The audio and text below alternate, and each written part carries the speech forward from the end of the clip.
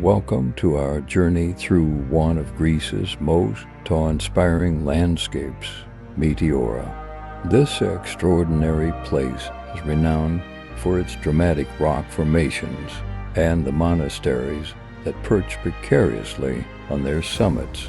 But how did this otherworldly terrain come to be? Around 60 million years ago, during the Paleogene period, the area was originally a seabed. Over millennia, tectonic movements pushed the seabed upwards, and a combination of weathering and erosion sculpted the sandstone and conglomerate pillars we see today. These towering rock columns, some reaching heights of over 400 meters, were shaped by natural forces into a striking and unique landscape that seems almost out of this world. By the 11th century, the first hermit monks settled in the caverns and fissures of Meteora's cliffs, seeking solitude and spiritual enlightenment. In the 14th century, as the need for a safe refuge from Turkish raiders grew, these monks began constructing monasteries atop the seemingly inaccessible rock pillars. At its peak, Meteora hosted 24 monasteries, making it a significant center of Eastern Orthodox monasticism.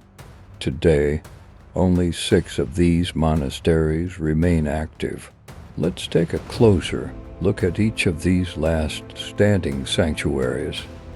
The Great Meteoron Monastery is the largest and most important of the Meteora monasteries.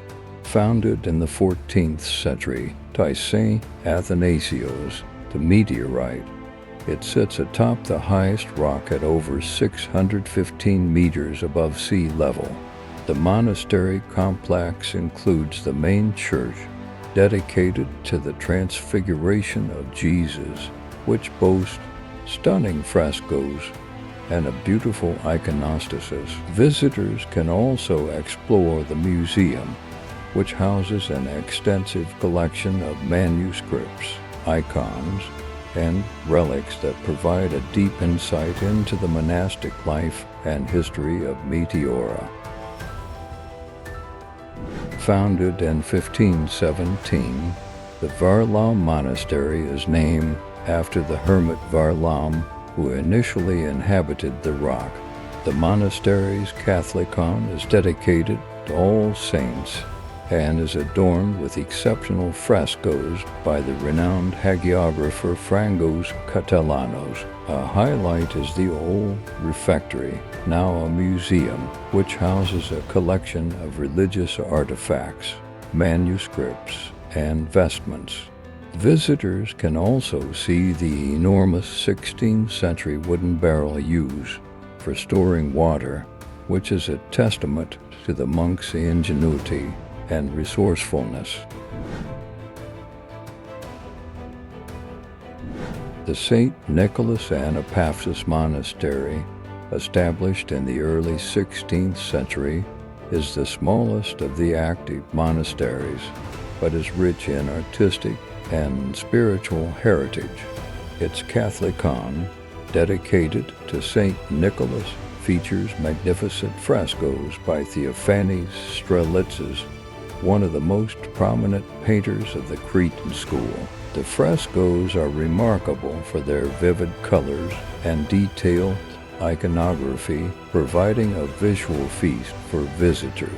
The compact layout of the monastery, with its multiple levels and confined spaces, offers an intimate glimpse into monastic life. Dedicated to Saint Barbara, the Roussanou Monastery was built in the 16th century and is perched on a lower rock formation, making it more accessible than some of the other monasteries.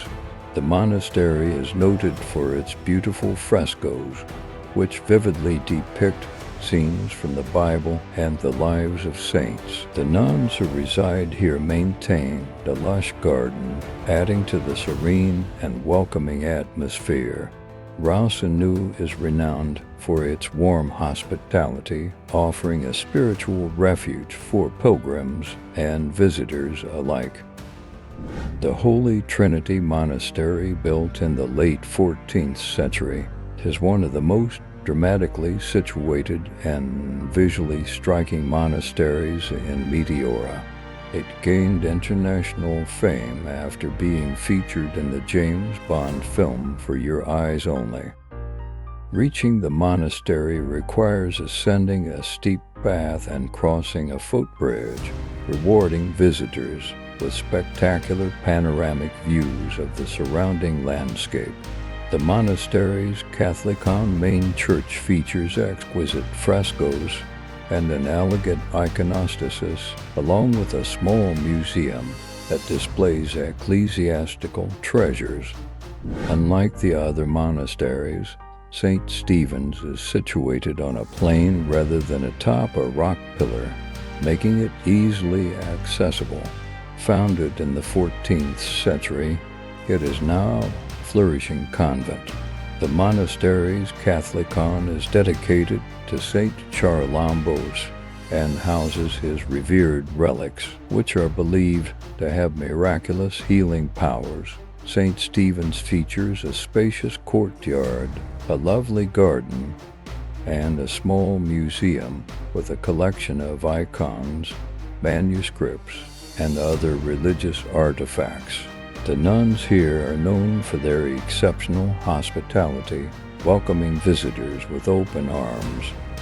Each of these monasteries, with its own unique history, architectural beauty, and spiritual significance, stands as a testament to the devotion and ingenuity of the monks and nuns who built and maintained them.